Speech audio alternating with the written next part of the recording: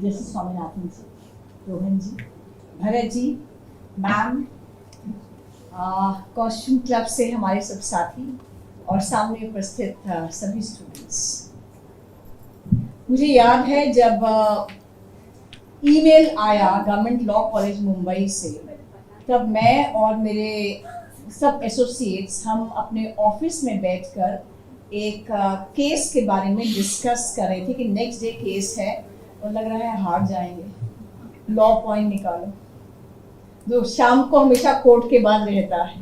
सब लगे हुए केसेस डिस्कस करने में, कोई क्या देख रहा, कोई क्या देख रहा, कोई फैक्ट्स देख रहा, कोई लॉ देख रहा, और तभी ये ईमेल हम सबके कंप्यूटर पे लैंड करता है। गवर्नमेंट लॉ कॉलेज मुंबई से एक इनविटेशन, ठीक है, आया है, आगे बढ़ो। No no ma'am, it's government law college Mumbai, I was told. I said okay. The other person said, ma'am, this is the college of B.R. Ambedkar. This is the college of Nani Palkhiwala ji, Soli Sorab ji. This is the college of Sirvai ji. No ma'am, you have to go there. तो case हमारा side पर रह जाता है. We are just discussing government law college Mumbai. This actually happened. And I wondered कि ऐसा क्या है? And everybody knew about it. And they told me, ma'am, you have to go there. Now UCC पे हम कुछ notes आपको देते हैं. मिसिंग लिंक पर है या नहीं है, इसलिए कुछ नोट्स आपको देते हैं. And you know, जो एक enthusiasm मैंने देखा, मुझे लग रहा था आगे जाके वो ये कहेंगे कि मैम वहाँ का हो सके तो थोड़ी हवा ले आना, थोड़ा पानी ले आना, थोड़ी मिट्टी ले आना. इतना क्रेज था उनको कि गवर्नमेंट लॉ कॉलेज मुंबई में मैम जा रही हैं. और अभी मैंने आते ही यहाँ पर देखा जब अपना व्हाट्सएप, तो उसमें आया हुआ था एक लीगल ओपिनियन हमने जेएनयू को देना है, मैम इसको फाइनल करो, हम भेज दें. मैंने उनको सिंपली यहाँ की फोटो भेजी और मुझे थम्स अप आने शुरू हो गए, यस मैम हैज रीच्ड.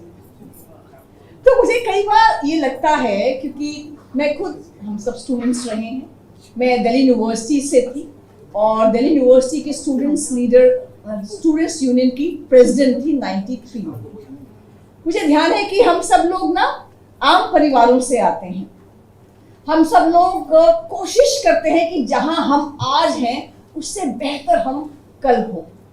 लगातार पढ़ते हैं, काम करते हैं, संघर्ष करते हैं, न रुकते हैं, न झुकते हैं, न टूटते हैं, क्योंकि हमारा ये मानना है कि जो पत्थर चोट लगकर टूट जाता है वो कंकड़ हो जाता है, और जो पत्थर उस चोट को सह जाता है वो शंकर हो जाता है. मैं अपनी बात शुरू करती हूँ. इतने प्रोग्राम्स मतलब इतने लोगों की पार्टिसिपेशन, स्टूडेंट्स की, टीचर्स की, गेस्ट की, इतने स्टेक होल्डर्स की पार्टिसिपेशन, यानी it's a lively college and I am proud and honoured to come here and stand here with you. अब यूनिफॉर्म, आप लोग थोड़ा बात कम करिए, मैं यूनिफॉर्म सिविल कोड, समान नागरिक संहिता. अब 1947 में भारत आजाद हुआ, 1947 से 1950 के बीच में संविधान सभा 2 साल 11 महीने तक बैठी. उसने हमें हमारा संविधान कैसा दिया? संविधान का जो प्रियम्बल है, प्रस्तावना है, the first line says it all. पहली लाइन हमारे प्रियम्बल की कहती है, we the people of India give to ourselves this constitution. हम भारत के लोग अपने आप को ये संविधान देते हैं. हमें इंग्लैंड संविधान नहीं दे रहा, हमें अमेरिका संविधान नहीं दे रहा, हमें कोई और कंट्री डिक्टेट नहीं करी कि तुम्हारा संविधान ऐसा होना चाहिए. We the people of India give to ourselves this constitution. हम भारत के लोग अपने आप को ये संविधान दे रहे हैं. जहां हम भारत के लोग कहते हैं, ये नहीं कहते ओ हम इस रिलीजन के लोग, इस कास्ट के लोग, इस लैंग्वेज के लोग, इस रीजन के लोग, इस जेंडर के लोग अपने आप को संविधान दे रहे. नहीं, सारे भेदभाव समाप्त, all discrimination ends here. And what we have one identity now which says we the people of India give to ourselves this constitution. हम भारत के लोग एक और केवल एक पहचान ले जाती है, एक आइडेंटिटी हो जाती है, बाकी सब समाप्त हो जाता है. और किस तरह का संविधान दे रहे हैं? Beautiful. You read the constitution which was given to us in 1950. It said, कैसा संविधान दे रहे हैं? Which ensures equality, liberty, dignity, justice, fraternity, समानता, जीवन जीने की स्वतंत्रता, गरिमापूर्ण जीवन, न्याय और बंधुत्व। ऐसा संविधान दिया। 3 गोल्डन प्रिंसिपल्स इस संविधान ने दिए हैं हमें, और वो क्या गोल्डन प्रिंसिपल्स हैं? Article 14, equality before law and equal protection of law, yes और no? Article 19, freedom of speech and expression. Article 21, right to live with dignity and not just animal existence. ये संविधान ने हमें फंडामेंटल राइट्स, 3 गोल्डन प्रिंसिपल्स दिए। आप कहोगे हर संविधान देता है, हमारा कोई खास है? सब संविधान ने नहीं दिए। पूरे वेस्ट में औरतों को लड़ना पड़ा। We are not only body, we are much more than that. Give us right to vote. Answer was no, you don't deserve it. 1920 तक इंग्लैंड में राइट टू वोट नहीं था लेडीज के लिए। 1928 तक राइट टू वोट नहीं था ladies के लिए। उसके बाद 1971 में स्विट्जरलैंड में रेफरेंडम हुआ, दे दे right to vote. Answer was no, they don't deserve it. लड़ना पड़ा कहने के लिए कि वी आर नॉट, हम वस्तु नहीं है, हम शरीर नहीं है, हमें इक्वल राइट्स दीजिए, राइट टू वोट दीजिए। Answer was no, you don't deserve it. जितनी आपकी क्रांतियां हुई हैं, अमेरिकन रेवोल्यूशन लीजिए, फ्रेंच रेवोल्यूशन लीजिए, you name any revolution, it was for white males who had property. White males who had property. What to talk of women and what to talk of slaves or colored people. इसलिए ये भारत है जहां लड़े नहीं आप कि हम lady हैं, हमें राइट टू वोट चाहिए। क्या फर्क पड़ा, आप लेडी हैं, जेन सबको मिलेगा ना राइट टू वोट। ये ओनली इंडिया है, we are privileged to have this constitution. अब आप कहेंगे wow ma'am that's great, constitution का प्रियाम्बल इंश्योर करता है हमें equality, liberty, dignity, justice, fraternity. हमारा कॉन्स्टिट्यूशन इंश्योर करता है हमें इक्वालिटी, फ्रीडम और डिग्निटी। सबको मिल गई क्या? Answer is no, maybe, yes, no. There is no room for ambiguity in law. Come on, there is no room for ambiguity. Either सबको मिला है, नहीं तो सबको नहीं मिला है। अगर नहीं मिला है तो क्या कारण है? आइए The answer lies in Uniform Civil Code. And what is Uniform Civil Code? UCC क्या है? Uniform Civil Code कहाँ है? सभी डेमोक्रेटिक कंट्रीज में है, यूके में है, यूएसएसआर में है, फ्रांस में है, यूरोप में है। वन लॉ वन नेशन होना ही चाहिए, हर जगह पर है। भारत में क्या है? भारत में यूनिफॉर्म क्रिमिनल कोड है। हत्या करता है, बलात्कार करता है, चोरी करता है, असॉल्ट करता है, एक ही कानून सबके लिए, irrespective of religion, caste, gender, region, language. Uniform civil law भी है हमारे पास। कॉन्ट्रैक्ट का लॉ सेम है, प्रॉपर्टी सेल परचेज का सेम है, लैंड लॉ टेनेंट सेम है, transfer of property act same है, नेगोशिएबल इंस्ट्रूमेंट एक्ट सेम है, सब सेम है। तो बचा क्या? यूनिफॉर्म सिविल लॉ भी है, यूनिफॉर्म क्रिमिनल लॉ भी है, तो है क्या? नहीं है तो यूनिफॉर्म फैमिली लॉ नहीं है। और यूनिफॉर्म फैमिली लॉ में क्या आता है? 4 बातें आती हैं, मैरिज, डिवोर्स, सक्सेशन, एडॉप्शन और कहीं ना कहीं मेंटेनेंस। 5 बातें। I repeat, uniform family law नहीं है जिसमें marriage, divorce, succession, adoption, maintenance. अब क्वेश्चन है missing link in the constitution. मैं ढूंढती रह गई, ये लिंक तो मिसिंग नहीं है। कॉन्स्टिट्यूशन तो कहता है दो। कॉन्स्टिट्यूशन कहता है it's the bounded duty of every government to execute it. Governments ने नहीं किया, so it was lack of political will. It is not the missing link in the constitution. That is my respectful submission. Article 44 directive principles of state policy रटा होगा, यहां आए हैं, पढ़ के आए हैं। आर्टिकल 44 क्या कहता है? Directive principles of state policy का, state shall endeavour to secure for all its citizens uniform civil code. अरे मैम इनफोर्सेबल तो है नहीं है, आप क्या रटवा रहे हो हमें? इनफोर्सेबल नहीं है। आज आप कोर्ट में नहीं जा सकते बोलने के लिए कि यूनिफॉर्म सिविल कोड तो नहीं लागू है। अरे भैया, आर्टिकल 44 पढ़ते हो उससे पहले आर्टिकल 37 भी पढ़ लो, जो उतना ही इंपॉर्टेंट है। आर्टिकल 37 क्या कहता है कॉन्स्टिट्यूशन को? कि all these directive principles of state policy are fundamental in the governance of the country and it shall be the duty of the state to apply these principles in making laws.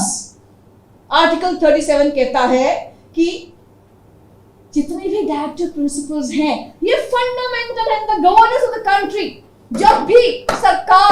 जब भी हमारा जो सरकार है, parliament है, कोई भी law बनाएगी, आपको directive principle of state policy को लागू करना है। The word is shall, the word is not may. करना ही था, क्यों नहीं किया? प्रियम्बल कहता है secular country, state has no religion, तो how can the state discriminate on the basis of religion और जेंडर इज द क्वेश्चन। और इस क्वेश्चन का आंसर पता करने के लिए अब आपको एक सफर पर ले चलते।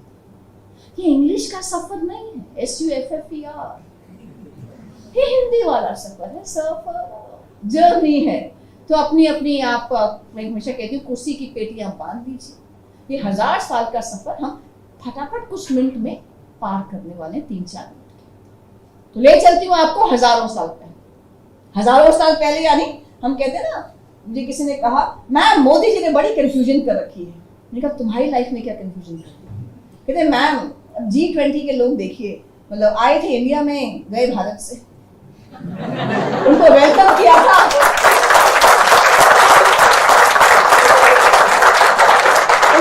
उनको वेलकम किया था प्राइम मिनिस्टर ऑफ इंडिया ने, farewell the prime minister of Bharat ने। एक नाम नहीं हो सकता क्या? अस्मिता मैम का एक नाम है, सर का एक नाम है, मेरा एक नाम है, अमेरिका का एक नाम है, जर्मनी का एक नाम है, India that is Bharat. India कह लो या भारत कह लो। मैंने कहा भैया जो इंडिया है ना, इसका ये हाथ कट गया, वो हाथ कट गया, छोटा सा इंडिया में मिला 1947 में। और इंडिया को देखना हो ना, इसके पापा नाना चाचा ताया कौन है, इसके प्रेरणा स्रोत कहाँ है, इसके महापुरुष कौन है, कहाँ से इंस्पिरेशन लेता है, इसके फंडामेंटल बेसिक फीचर्स क्या है, इंडिया को देखना हो तो हजारों साल पुरानी संस्कृति भारत को, वहां से ध्यान आएगा कि ये बच्चा इंडिया है किस तरह। तो आइए आपको मैं हजारों साल पीछे ले चलती हूँ वैदिक काल में, जहां यहाँ पर एक तरह की संस्कृति थी, एक तरह के लोग रहते थे सारे, एक तरह का कानून था, एक तरह के शास्त्र थे, शास्त्र के बेसिस पर कानून था, जो शास्त्र में लिखा गया वो कानून हो गया। फिर यहाँ शक आए, हूण आए, यही सवाल है। उसके बाद मुगल आए, लूटपाट हुई, पद्मावत देखी है हम लोगों ने। तो उसके बाद यहाँ पर क्या हो गया, जिसकी तलवार उसका राज। उसके बाद जब यहाँ पर औरंगजेब आए, औरंगजेब को लगा कि नहीं, यहाँ पर इस्लाम को मानने वाले कई लोग हैं, तो हमें एक इस्लामिक कोड ऑफ कॉन्डक्ट पूरे साउथ एशिया के लिए चाहिए। तो उन्होंने दुनिया भर से 500 से अधिक इस्लामिक स्कॉलर्स को एकत्रित किया। औरंगजेब 500 से अधिक स्कॉलर्स को एकत्रित किया। उन्होंने कहा कि मुझे चाहिए Islamic code of law for south Asia. व्यक्ति के बारे में लॉ क्या होना चाहिए, परिवार के बारे में क्या होना चाहिए, प्रॉपर्टी के बारे में क्या होना चाहिए, स्लेव्स के बारे में क्या होना चाहिए, इंटर रिलीजियस रिलेशनशिप क्या होनी चाहिए, टैक्सेशन क्या होनी चाहिए, इकोनॉमी क्या होनी चाहिए, मुझे एक लॉ बनाकर दीजिए। तो 500 इस्लामिक स्कॉलर्स बैठे, कई साल तक बैठे और उन्होंने फतवा आलमगिरी बनाकर दिया। फतवा Alamgiri is a book of Islamic code for south Asia. केवल इंडिया के लिए नहीं, पूरे साउथ एशिया के लिए लॉ बना था। और इसमें इस सब के लॉज के बारे में था। पहले ये 30 वॉल्यूम्स में था, अब ये 6 वॉल्यूम्स में। अब जो फतवा आलमगिरी बनाया गया, Islamic code of conduct for India and south Asia, इसके किसके आधार पर बनाया गया? ये 5 चीजों के आधार पर बनाया गया। पहला, होली कुरान की आयतों के आधार पर बनाया गया। दूसरा, लाइफ ऑफ प्रॉफिट मोहम्मद के आधार पर बनाया गया। तीसरा, इज्मा, कंसेंसस अमंग्स इस्लामिक स्कॉलर्स, उनके आधार पर बनाया गया। चौथा, क्यास, रूलिंग्स के आधार पर बनाया गया। और पांचवा, इज्तिहाद, यानी where holy Quran is silent, तो उसके प्रकाश में जो सॉल्यूशंस निकल सकते हैं उसके आधार पर बनाया गया। यानी बेसिकली जो Islamic code of south Asia बना फतवा आलमगिरी किताब के अंदर, वो बेसिकली 3 चीजों के आधार पर था। वो होली कुरान के ऊपर था, वो हदीथ यानी लाइफ ऑफ प्रॉफिट मोहम्मद के ऊपर था, और इज्मा वो इस्लामिक स्कॉलर्स के कंसेंसस के ऊपर था। अब सिविल लॉ में तो आ गया, यानी फैमिली लॉ में तो आ गया, पर क्रिमिनल लॉ में क्या किया जाए? क्रिमिनल लॉ, क्योंकि उस समय अगर आप देखो मिडिल ईस्ट का जो ट्राइबल लॉ था, इट वॉज बारबेरियन, हाथ के बदले हाथ, आंख के बदले आंख। किसी लेडी का अगर रेप होता था तो 4 मेल विटनेस की जरूरत होती थी, 4 मेल विटनेसेस कहेंगे हाँ ऐसा हुआ था, वरना लेडी को एडल्ट्री के इल्जाम में कोड़े मारकर मार दिया जाता था। तो nobody imported that barbaric tribal law into criminal law in India। तो जो बाकी के सारे सिविल मैटर्स हैं उसमें ये फतवा आलमगिरी आ गया, जो शरिया लॉ है, जो आज भी हिंदुस्तान में चल रहा है। तो 2 तरह के लॉज हो गए, एक हिंदूज के लिए जो ऑलरेडी चल रहा था, एक मुस्लिम्स के लिए लॉ हो गया। ब्रिटिशर्स आए, जब ब्रिटिशर्स भारत में आए यानी मुगल्स वीक हो गए, उसके बाद यहाँ की रियासतें आई और फिर ब्रिटिशर्स आए। जब ब्रिटिशर्स यहाँ आए तो सिंगल उनका 1 पॉइंट फोकस था, लूटना है भारत को, यहाँ से पैसा निकालकर बाहर ले जाना है। उन्होंने कहा we will not interfere with your code of conduct under religions. आपके जो कानून है, पर्सनल लॉ है, उसको फॉलो करते जाइए, we will not interfere with your laws. Hindu है आपका अपना लॉ चलेगा, मुस्लिम है आपका अपना लॉ चलेगा, हम तो यहाँ पर सिर्फ राज करने के लिए आए। लेकिन 1857 की क्रांति हुई, और क्रांति हो गई तो उसके बाद भागी ईस्ट इंडिया कंपनी अपनी रानी के पास, रानी अपने से नहीं संभलता हिंदुस्तान, तुम संभाल लो। तो रानी का राज यहाँ पर आ गया। रानी का राज जब यहाँ आ गया फिर वही उनका था, we will not interfere with your personal laws, you have your own personal laws, हम तो केवल यहाँ पर राज करने के लिए और पैसा कमाने के लिए आए हैं। पर होने को कौन टाल सकता है? उस समय ऐसा हुआ, William Bentinck governor general of India बन गए। यहां से रिफॉर्म की बयार शुरू हो गई। राजा राम मोहन रॉय, उन्होंने कहा कि 800 साल के जो मुगल काल था, इस काल से बहुत कुरीतियां आ गई हैं, बहुत भेदभावपूर्ण, बहुत नेगेटिविटी आ गई है हमारे रिलीजन के अंदर, इसको निकालनी चाहिए, कुरीतियों को निकालना चाहिए। तो 1829 में सती एबोलिशन एक्ट लाया गया। राजा राम मोहन रॉय ने आवाज उठाई और विलियम बेंटिंक ने, गवर्नर जनरल ने ओके किया और यहां सती एबॉलिश कर दी। उसके बाद ईश्वरचंद विद्यासागर जी खड़े हुए, वो लेकर आए हिंदू विडो रीमैरिज एक्ट 1856, तब के गवर्नर जनरल की हेल्प से। उन्होंने कहा क्या है ये?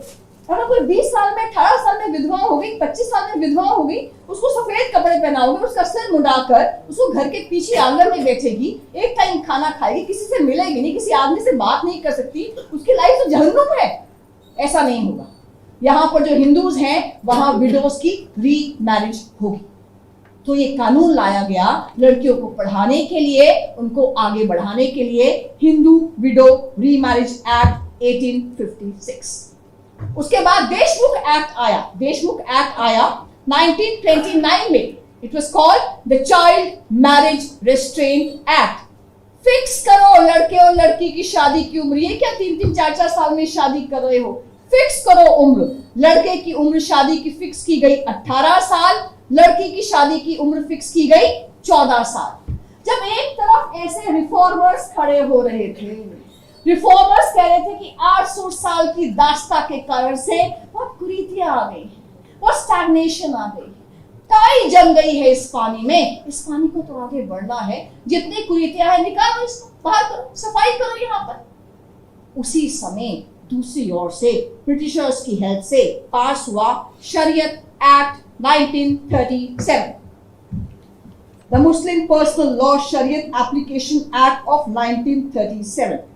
गूगल कीजिए, 3 पेजेस का एक्ट है, 1, 2, 3, 6 सेक्शंस का एक्ट है, और एक ही सेक्शन है, सेक्शन 2, जो कहता है all Muslims shall be governed bye शरीयत, फुल स्टॉप। यानी एक तरफ जहां पर लगातार कह रहे थे चेंज करो, जो धर्म के अंदर चीजें आई खराब आई, हटाओ इसको, निकालो, आगे बढ़ो, आगे बढ़ो, सफाई करो। वहीं दूसरी ओर वहां से आवाज आई, do not interfere, keep it as it is, do not change, do not amend, do not touch। ये 2 चीजें पैरेलल चलती गई। भारत ने आजाद होना था 1947 में, इंडिया गॉट इंडिपेंडेंस। 1947 में इंडिपेंडेंस आई तो लगभग 3 साल के लिए कॉन्स्टिट्यूंट असेंबली बैठी। कॉन्स्टिट्यूंट असेंबली में अंबेडकर जी ने लगातार कहा, bring one law for the entire population, this will help unify the country, this will help eliminate all discrimination, have one law. लेकिन नेहरू जी ने कहा अभी समय नहीं आता, कंसेंसस नहीं है, इसलिए दशा ठीक नहीं है। दिशा तो यही होगी, दशा ठीक नहीं है। क्यों? तभी भारत के टुकड़े हुए थे, सोशल डिसहार्मनी थी, अंग्रेज लूट कर ले गए थे, इकोनॉमिकली वी वर डिस्ट्रॉयड। तो दशा ठीक नहीं है, इसे directive principles of state policy में ले आओ, आगे दिशा ठीक होगी तो कर लेंगे। तो कंसेंसस अप्रोच हुई, यूनिफॉर्म सिविल कोड लाया गया कि आने वाले समय में जब भी सरकार कोई कानून बनाएगी तो वो यूनिफॉर्म सिविल कोड को, वन नेशन वन लॉ को लागू। 1950 के बाद जब कॉन्स्टिट्यूशन बन गया तो हिंदू कोड बिल लाया गया। जबरदस्त ऑपोजिशन हुआ हिंदूज की ओर से, जबरदस्त ऑपोजिशन हुआ। Who are you? नए तुम आए हो यहाँ सरकार में, you will interfere with our religion, why? जबरदस्त ऑपोजिशन हुआ। लेकिन जो हिंदू कोड बिल लाया गया 4 पार्ट्स में लाया गया। पहला था हिंदू मैरिज एक्ट 1955, दूसरा था हिंदू सक्सेशन एक्ट 1956, तीसरा था Hindu minority and guardianship act, चौथा था हिंदू एडॉप्शन मेंटेनेंस एक्ट। आमूलचूल परिवर्तन, ऐसे ऐसे परिवर्तन जो आज 75 इयर्स के बाद भी हम संघर्ष कर रहे हैं कि बाकी रिलीजन्स में हो सकते हैं क्या। With the stroke of a pen, सब चेंज कर दिया गया, सब बदल डाला। 1955 में डाइवोर्स का प्रोविजन हिंदू लॉ में इंट्रोड्यूस किया गया। अब तक हिंदूज की भी 1 वाइफ, 2 वाइफ, 3 वाइफ। अब देखो आपकी दादी पर नानी की, आप देखो दादा पर नाना की 1 से ज्यादा वाइफ होती हैं। मेरी तो मासी ही देखो 6 मासी और 5 मामा हैं। ऐसा होता था, ध्यान होगा आप लोगों को। उस समय हिंदू एक से ज्यादा शादी कर सकते थे। अब प्रोविजन ले आया गया, 1 से ज्यादा शादी करोगे तो जेल में जाओ। तो बायगामी को बंद, प्रोहिबिट कर दिया गया लॉ से। दूसरा, हिंदूज में, ये आप लोगों के लिए इंटरेस्टिंग बात है, हिंदूज में मैरिज में एंटर करने का तो प्रोविजन था, एग्जिट करने का प्रोविजन नहीं था। यानी अगर आप मैरिज में एंटर कर जाते हो, मैरिज संस्कार थी, 7 जन्मों का संस्कार। आपकी जब पेरेंट्स लड़ते हैं, बोलते हैं ना, तो पापा कहते हैं अरे भगवान ने क्यों लड़ रही है, तेरे से मेरा 7 जन्मों का साथ है। माँ कहती है 7 जन्म, भगवान करे तेरे से मेरा ये 7वां जन्म।